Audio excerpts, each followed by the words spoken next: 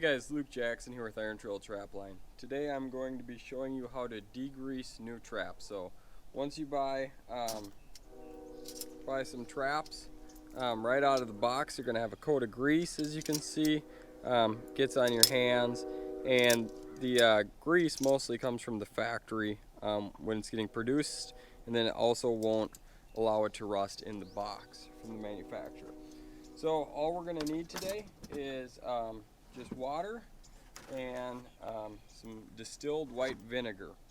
So the main reason we're going to remove the grease is we need to get the grease off in order to form some surface rust, and we need to form some surface rust on the traps in order to dye them and have the dye actually adhere to them so it doesn't rub off right away.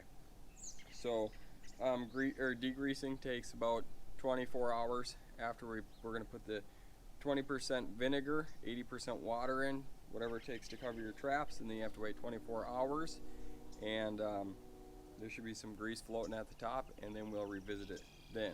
So won't take much to get the traps covered in water. I'm thinking maybe 2 gallons.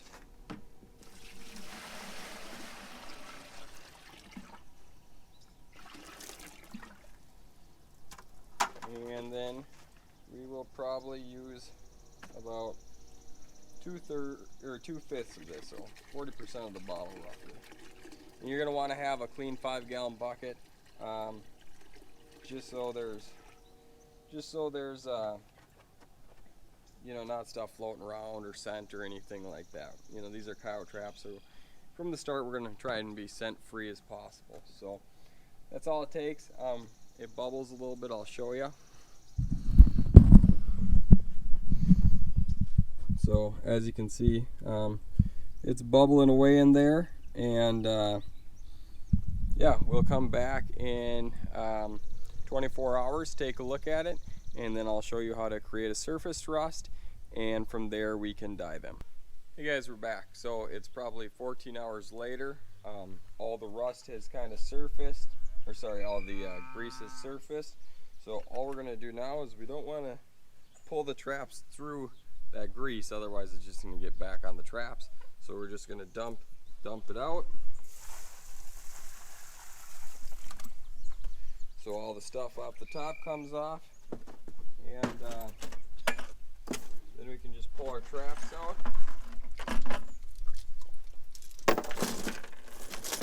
I'll show you one here. Okay, you can see here, if we scrub it a little bit, all the grease is still on the jaws. So we're just going to take a 5-gallon bucket, and we're going to splash some water on them, or you can hose them off, and then we're going to let them sit here for the rest of for a few hours and let them get a slight coat of rust, and then we'll proceed to dye and wax them. So stay tuned. Okay guys, so now that the traps have sat out for probably maybe another 6 hours, they've got a good amount of surface rust. You can see the surface rust. So the vinegar, not only does it degrease them, but it also gives them that surface rust that we're going to want for the dye to stick. So at this point, I just rinsed them off with the hose or whatever to get rest of the vinegar so they don't keep rusting. And we have our logwood trap dye heated up. You can find the logwood trap dye on our website.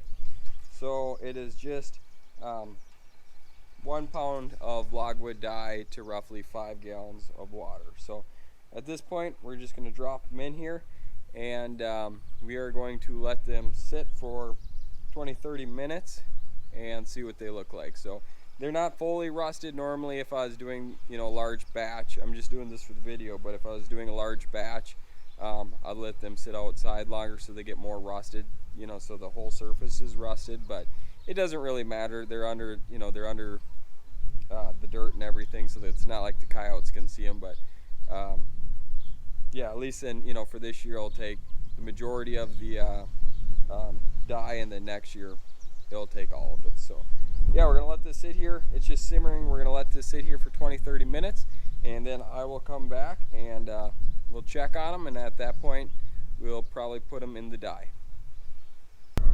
Okay guys, so the traps have been in the logwood dye for a half hour. So we're going to take a look at them. Yeah, they look pretty good. Nice black color to them. You know, the traps are really hot, so we're just going to hang them up, let the water evaporate off of them, and then we will get the wax heated up, and then I'll show you that. So at this point, they're dyed, they're scent free. We are not going to touch them with our hands. We're either going to use gloves or just touch the wire. So once the wax is heated up, we'll dip them.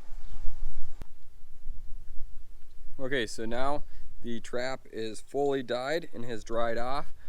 If you're just going to use them for water trapping, or they're dog proofs for dry land or something like that, they're good to go. You don't have to do anything. You do not have to wax them.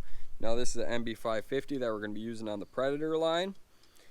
Has a super stake on there.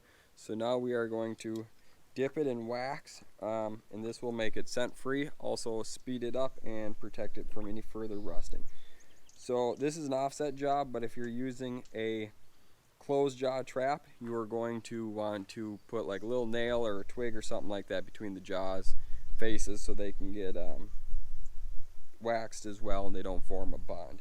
So once we drop it in there, it's going to solidify on the trap, turn white on the trap or whatever. We're going to want to leave it in there until the trap heats up to be the same temperature as the wax. So now you can see the whiteness is kind of just melting off and the trap's heating up. So just leave it in here a little bit. Now when you have the wax on your turkey burner or whatever you're using, you do not want it super hot. You just want it warm enough to stay in liquid form. We don't want to burn it, as that will cause an odor. The wax will, the burnt wax will cause an odor, which will then cause, traps getting dug up by coyote and fox and whatnot. So yeah, it's starting to look pretty good. Just wait a little bit longer here. You don't want to pull it out too soon, otherwise you're going to have, very clumpy. The wax will just clump up and it'll be hard to use. The only thing I do once I'm done waxing, I will scrape off like the end of the dog and where the dog meets the pan. I'll just scrape off any excess wax there. So there we go. We'll shake it out, and that is fully waxed, and we'll just hang it up, let it dry, and be ready for the coyote line. If you guys have any questions, let me know in the comments. Let me know how you do it, what works best for you.